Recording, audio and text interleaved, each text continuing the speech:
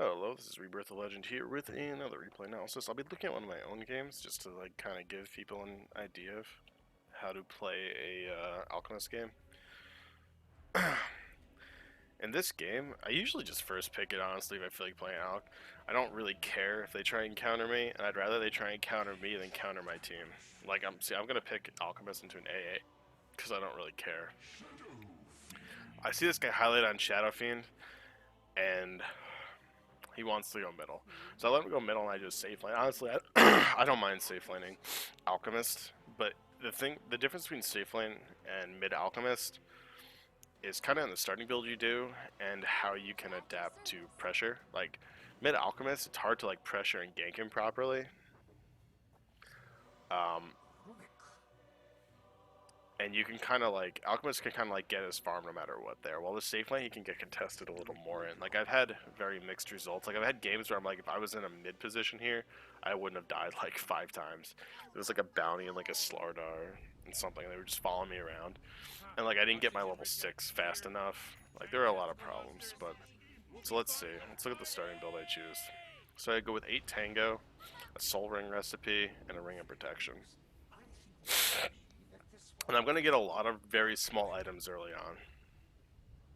This Shadow Fiend actually does secure the rune for me. So notice, I did just make another Alchemist analysis video. I'm not showing what rune I'm trying to get.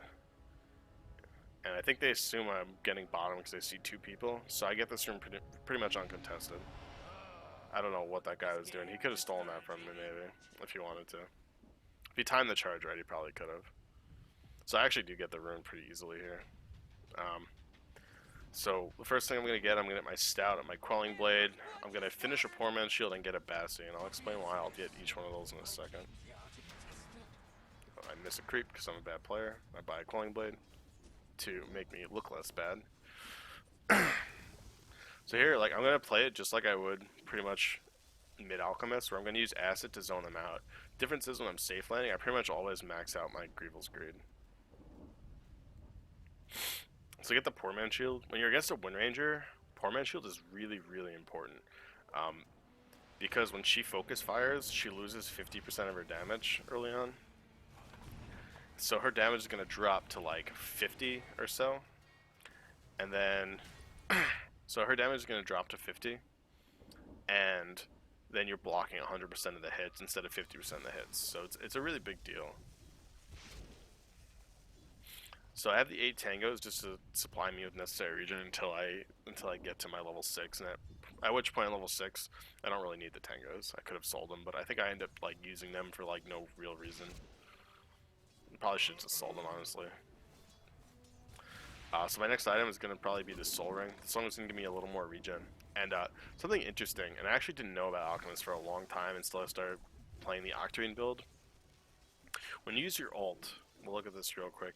You get increased mana regeneration. You see how it's 3, 7.5, and then 12? That actually goes towards your base regeneration. So if you think about someone like Crystal Main's Aura, CM's Aura, you can't actually bonus from. Sorry. CM's Aura, you can't use like Sage's Mask or something to increase that regen by 50%. So CM could be getting 6 regen from her Aura, and then if you get a Sage's Mask, you're only going to get it from your base regen. But the interesting thing about Alchemist, this was silly. See, you used the opportunity there to get some harass off on her, which is nice. The Rubik's playing pretty decently. But this goes towards your base regen, so that means that something like a Sage's Mask or a Soul Ring actually affects this regen. So you can get an increased 50% on that.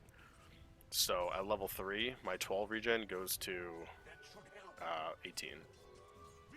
Which is like a pretty big difference, because if you math those out, they only marginally pay for themselves. But once you add in like some sort of Soul Ring regen, even like the passive Soul Ring regen, not even the active use, which also works pretty well on Alchemist,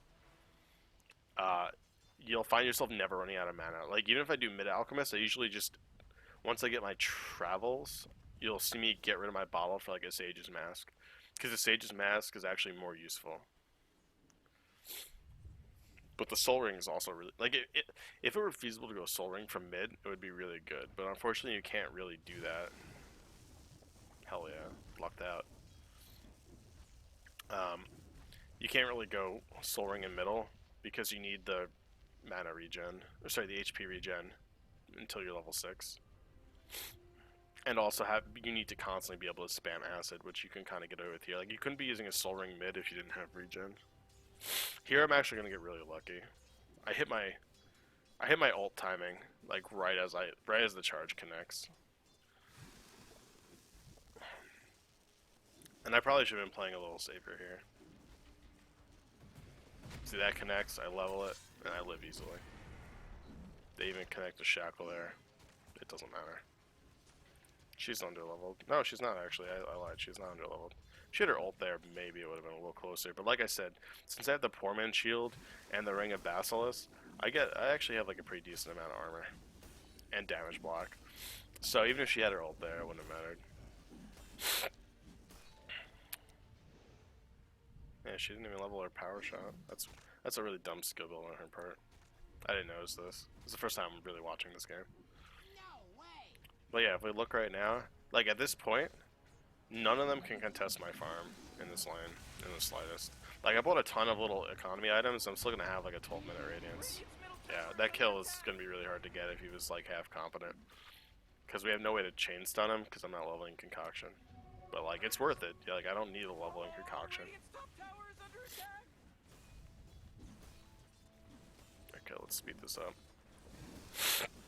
This game is really just going to illustrate like some basic farming patterns and just some like laning decisions that I made. So I kind of lucked out with surviving that. If I didn't hit level 6, I might have died. I probably would have died actually. And there's going to be another thing where the ogre TPs because I'm farming without my ultimate. So I pulled back. I managed to get that to stack. Just like close, I could have missed that too. But I got that to stack and I killed both camps. Let's look at last hits.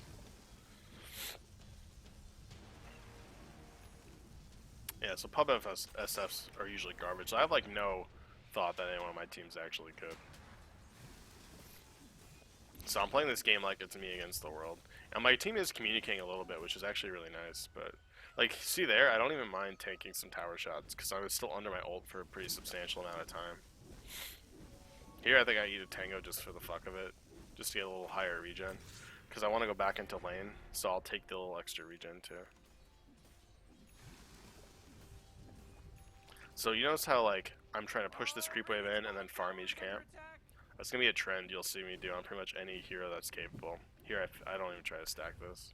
Or no, I do, and I just completely failed. I think I should have tried to stack that, honestly. It's really worth it, because if you get one of the camps with like 5 in it, it's so much gold for an Alchemist. So I threw down the acid, kill this lane really quickly. So notice I'm like feeding her creeps, and I just don't care. This is all about getting me as far ahead as humanly possible. So we killed the easy camp, now I'm killing the medium camp, or sorry, the hard camp here. Let's back up. And if you're against someone like a Spear Breaker, it's probably worth like not showing when your ult's down. Because I think I'm gonna stay in this lane a little too long, and then I almost die. So like right now, I'm being really arrogant, and I think this is where I almost die, and I get saved. So I tanked too many tower shots there. Oh, this is kind of silly too. I was kind of greedy, and I thought she TP'd. I guess she went for a rune or something. Yeah, her build is fucking dumb. I thought she went for a rune, so I kind of just walked through there. Like, if I got charged and then like they TP'd one, like I might have been able to die there. So that was kind of risky. I should have done that. I should have just crowed it. But I think the courier was doing something, which is why I did that. I'm not going to rewind it, because I'm lazy. But I'm pretty sure the courier was doing something, which is why I did that. Because it was real, like, I didn't need to get my relic right there. Like, I don't have my recipes, so it's not really urgent. Let's look at this. I bought tons of little economy items, and I've got a sub 12-minute radiance. I got 92 creeps, 12 minutes, which I don't think is a lot. I can do more. See here, this is stupid. This is the only other time I almost die in this game.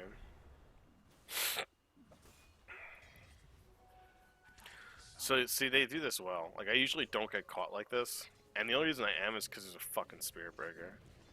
Piece of shit hero. That hero punishes how I play so hard.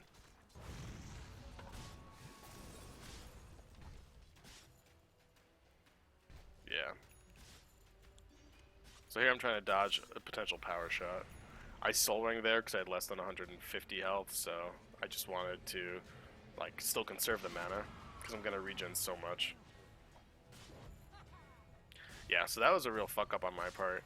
Like, that was just arrogant, and if I wasn't against the Spirit Breaker, it would have been fine to do that, but I am, so I shouldn't have been.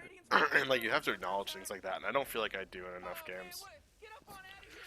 Here, Spirit Breaker's dead, so I know they're not going to be able to charge and like combo me, but I still back away from that. Farm this camp instead. Troll camps are really nice, because you get these two little bastards too. I think I missed one of them. Oh well. Here, I think I'm actually leaving. I'm purposely leaving this for him, so you can get some levels. Like, I don't mind being altruistic to an extent. Or am I a liar? I might be a lying piece of crap. Yeah, I could have went deeper into the jungle, but I think I thought that camp was up, so I wanted to kill it. Okay, then we come and take this. This is good. I see one middle, one bottom. This anti-mage is actually farming pretty well, too. He's got a finished Battle Fury right now. He actually doesn't know. He's not a good anti-mage, though. Like, you can tell by the skill build, and his farming patterns don't actually really improve. He just got fed like a kill and had some pretty free lane farm. But he's like he's not that far behind me. It's impressive. Like, most people don't remain even remotely close to me. But he falls. The thing is, just the way Alchemist works, he falls so far behind me. Like, it's not even funny. So here, it's approaching 14 minutes. I walk back to here, let that farm, get this. I'm going to rotate through the whole jungle. Yeah, this is going to get me travels. So I'm going to rotate farm the whole jungle, get my travels, and then TP to probably bottom lane to push it a little more. Or top lane, not bottom lane, sorry. Okay, so this is really important if you're dire side. You cut through this and you acid spray so it's barely touching that, and then you pull this camp into there. That's particularly important before you have the Radiance, because you want to be able to kill both camps with one acid spray pretty much. It won't kill both of them, but it'll get them pretty low. See, I'm able to do this again. It's very, very time efficient to kill camps like that. Do I not? I thought I traveled down to here. The way the timing worked out, I just ended up clearing out the whole jungle. So I have 138 creeps at 15 minutes. I've done more than this too. I don't think this is a particularly great game. I think I only hit about 1k GP. Oh, did I try being fancy and fail there? I think I did. No, I got it. So I TP'd there under the pretense of Sorry, I TP'd there under the pretense of while I'm TPing, my Radiance Burn would kill the last creep. But it did work out like that. So I don't look like a little cholo.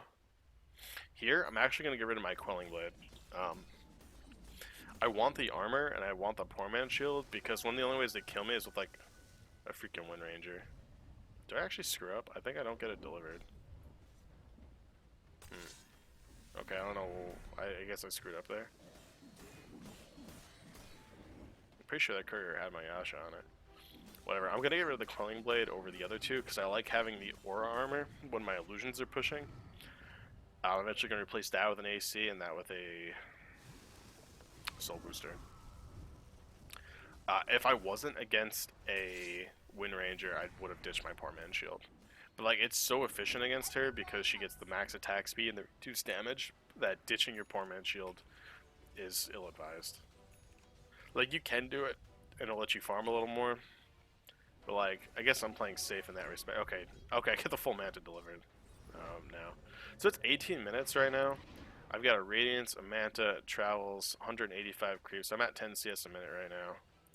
Net worth, I'm the 2 people on their team combined pretty much.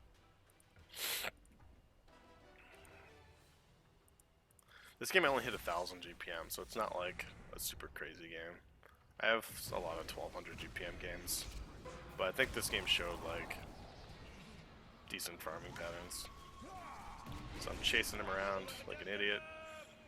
We're doing a little do-si-do. Is that what it's called? I don't know, loop-de-loop? There we go. It's probably more accurate. So here my team's got that secured. I just go here to fuck with the AM. Honestly, I have a Soul Ring, so trading hits with the AM is pretty efficient. This guy's dumb again too. I see his item. Actually, okay, it's too late to show this, but him not having any levels of stats is really bad. Maybe he has 1 level or 2. I don't think he has any. So I just try and go to where he is and just like screw with him to some extent. This is kind of what I do with an anti-mage if I was also ahead, is I like purposely try and contest an alchemist's farm because they usually can't trade mana. I have a soul ring, so that kind of makes me an exception. Like the soul ring lets me trade mana because I'll always like get all my mana back. Notice how like my mana and HP are staying really high. That's all because of the soul ring. Even if I didn't have the soul ring active, my HP and mana would still stay really high. Or sorry, well, yeah, both would because I have an ult, but the mana is really the limiting factor. My team is Roshing. I think they want a group right now, and I'm telling them to just wait. They're like, "Well, we're so far ahead," which is true. But, like, there's no reason. So I tossed my soul ring for the soul booster because that's more percent mana regen. So I'm still keeping my poor man shield. It'll help against the AM illusions too. I'm surprised I didn't try and manta dodge that. I guess I'm just bad or didn't care. So now it's 20. I guess like 23 minutes. I'm gonna have 4 items. 2, 4, 4. Boom. Octarine delivered 22 minutes in. So I'm pretty farmed right now. And like honestly, we can take fights pretty comfortably right now, but I still have another spike to hit. So I don't really care about my 6th item. My 5th item is a really big deal. My team's insisting on fighting here, so I just indulge them. Like I don't fucking really care. Here the AM actually just split pushes top.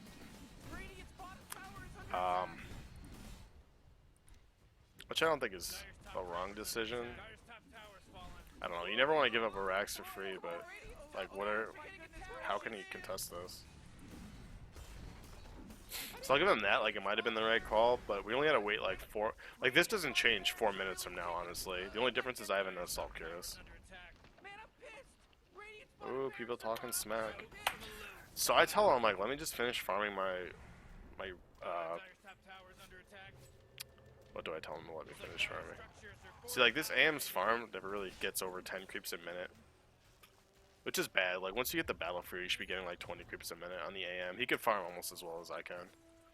In terms of creeps, he can farm probably on par with where I am. In terms of net worth, he'll be a little behind, but it's usually manageable. But he's just not good enough. That's not me saying I'm good, it's more me saying he's bad. I'm sad because the AM fucking killed that camp, little douchebag. Okay, so they're trying to group here again. I tell my team, like, guys, I'm 2k from a fucking AC. It's gonna take me 2 minutes to farm that. Just chill. They're like, we'll just take it by ourselves. I'm like, don't do that. That's stupid. Actually, I don't think I said it, honestly. I think I was tired of arguing with them, and I just wanted to finish my fucking assault cures. Because I know I take this by myself, and they try and take this. Aw, that annoys me. Do I get it off? I don't think I get it off. My girlfriend calling. Call her back soon. So this game's like coming to a close right now. But like just the key points I really want to get across, which I'll go over again at the end, is like how I approach the lane. Like a Wind Ranger lane is like pretty annoying, but once I get 6, she's not really a threat. The 2 mistakes I made were only because Spirit Breaker existed in the game, and I fucking hate Spirit Breakers. So I travel over to here because I want to kill this tower. I could have been much more... Like, at this point, if I want to be efficient with farming, I wouldn't have TP'd here. But, like, the point at the end of the day is to kill the Ancient. And see, like, this is my team doing this. Okay, that's why I did that, because my team wanted to, like, fight here and be dumb. So I was like, well, I might as well take this objective if they're going to insist on doing that. I think I just sell both of these here. I get rid of the poor man's shield in place of the Bassi. Because at this point I have so much HP that her ult's not going to make a difference, and she's so fucking far behind. Do I sell both? I guess I don't. Thought I did. But whatever. Like, you know how fast you farm on this? So I send the courier there. And I'm going to have it. We're just going to walk up a lane and pretty much end the game. It's like right now I'm probably at 1,000 GPM. Where the fuck is it? 947. And like, I could have farmed more, but we purposely grouped and took that. My team grouped and died there, because they're fools. And you could argue I should have been there. Since we won that fight so convincingly, if I was there we would have won that, but alternatively, this is something I really want to drive home. It's not bad. Like, if you're in an advantageous position, unless you have a team that's going to get destroyed late game, there's no real reason to, like, force objectives needlessly. Like what this guy was saying is, I want to get to my next game. Like we can end this game right now. And like, there's like an 80%, 90% chance we can just take this pretty much uncontested. But if like their team fight goes perfectly, then we can lose that. The AC makes it a lot easier because it makes my whole team more resilient to the anti-mage Blink Manta, and it helps them against her damage, and it lets us kill everything a lot quicker. So, like, waiting that 2 minutes, like, what do we sacrifice waiting 2 minutes? Like, it's not like we have Aegis. We have Aegis, like, yeah, I can totally understand wanting to go there, but we don't have an Aegis. We just have a super fed Alchemist. And 2 minutes from now means I have an Assault Cuirass, which is, like, a huge power spike for me. So, like, what's the point in, like, forcing an objective? Like, his argument is, we can end this now instead of 5 minutes from now. But, like, waiting 2 minutes brings that from like an 80% chance to like a 99% chance of like victory or whatever. So why not wait 2 minutes for that like almost guaranteed victory, right? Like I'll always try and choose like a safer route to win because like yeah, you can try and like force an issue and like it'll work out most of the time. But like just playing in a safer manner will just win you more games. Um, and like and when it comes down to saving time, like imagine if we throw that fight.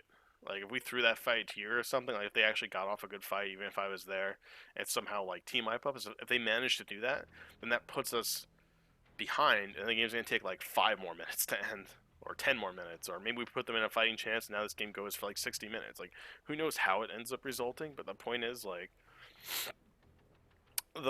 having that. Sorry, spacing with my brain over here.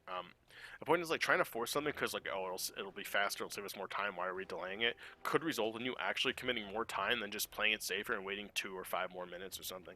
Like playing it safe and waiting for Roshan, there's nothing wrong with doing. Like us hitting a spike with Roshan and my AC, or my Roshan, my next item, an AC, or sorry, my AC, and like me feeding an Axe to someone. Like, those are huge fucking power curves, and there's no reason to like force issues on it or without it. Unless you have a lineup that's like a fucking Pugna. Like it's approaching the 30-minute mark and you have a 1-position Pugna and like a 2-position DK. Then like yeah, maybe you want to force an issue and not wait like 10 minutes for an Aegis or something. But like in this lineup, like I still have room to grow. That's not like it's not like I'm item maxed right now. I still have one more item to get and 5 Aghanim Scepters. Like every single person on my team has an Ags upgrade that's pretty fucking strong. So we still have huge power curves to like hit. Like we're not. It's not like shit. We gotta end this now. There's like no more room for progress. Like I can still get my Abyssal Blade, my Moon Shard, my second Boots of Travel, and 5 Aghanim Scepters, which is only like 10 more minutes of farm. Honestly, it's 10k gold. Actually, that's not true. It's probably like it's like 15 more minutes of farm. You know, if you wanted to get to that point, it's probably like 15 minutes, maybe 12.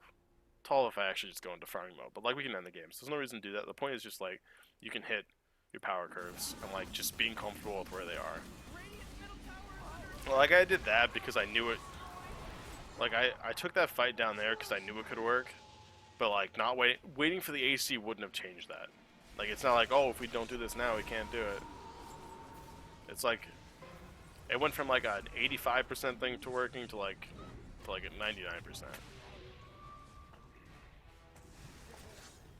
Here we just take the objectives and we end the game. There's not much more to see here. But like even this AM who, like you could say for pubs was farming pretty well. It didn't matter. Like I play a really, really good anti-mage, and if I was against my Alchemist this game, I probably still would have struggled.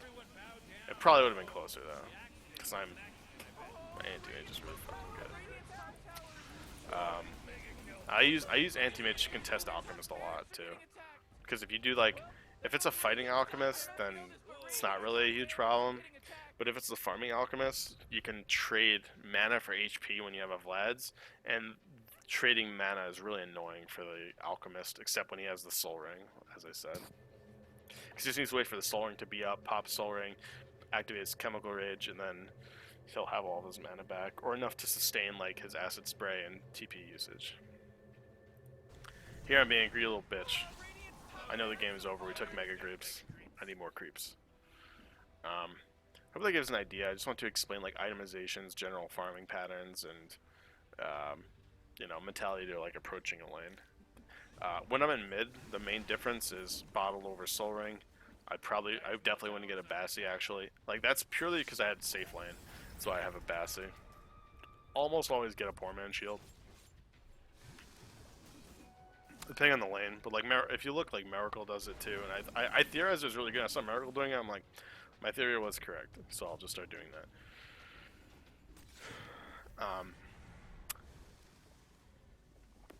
Radiant's middle tower is under attack. Brain farted.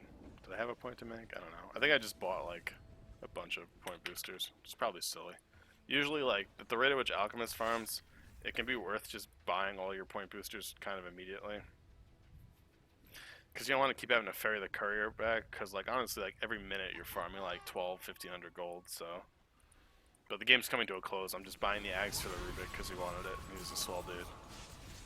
So I feed him an Agnums. I think I go over here and pick it out. Actually, I think I need to kill one more thing and then I'll have the gold for it. Yeah, there it is. So I give it to my Rubik because he's my best friend. But yeah, like you see how like this wasn't hard, and like there was only 2 mistakes I made, which almost involved me dying to a Spear Breaker. One, I had my ultimate, so I didn't die. The other one, the Ogre TP and saved my ass. And, like even if I died there, like it wouldn't have slowed me up like that much because I had just completed my Radiance.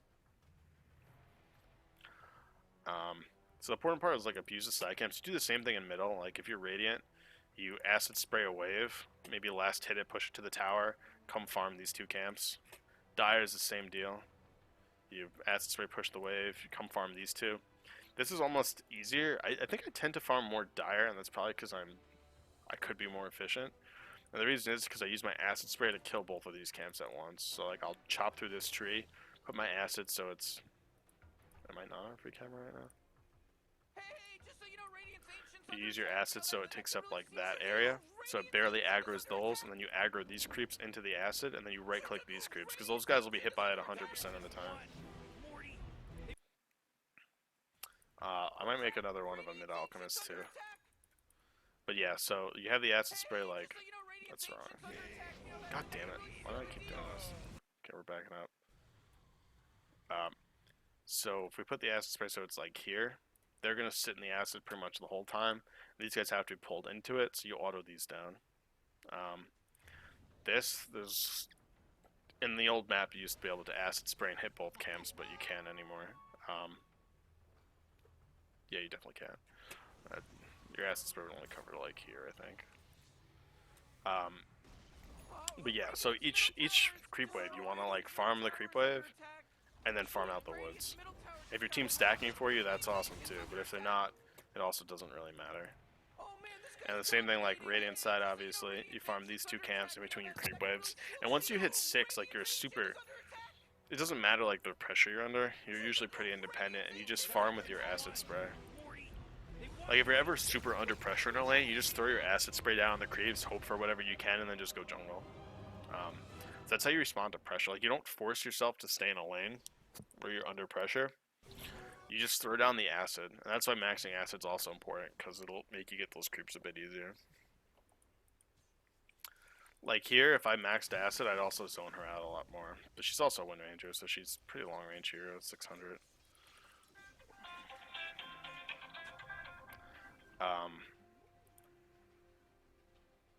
Yeah, so she's like 600 range hero. Anyway, that about concludes it. I do have to call back my girlfriend, and there's not much more to see here. So just make sure you're being efficient with your farm, and when you're actually get your travels, abuse them to farm even more. Like you saw me farm out a whole jungle, TP to a creep wave. Like here, I farm out this whole jungle and TP to my creep wave right here, just because it's that much more efficient.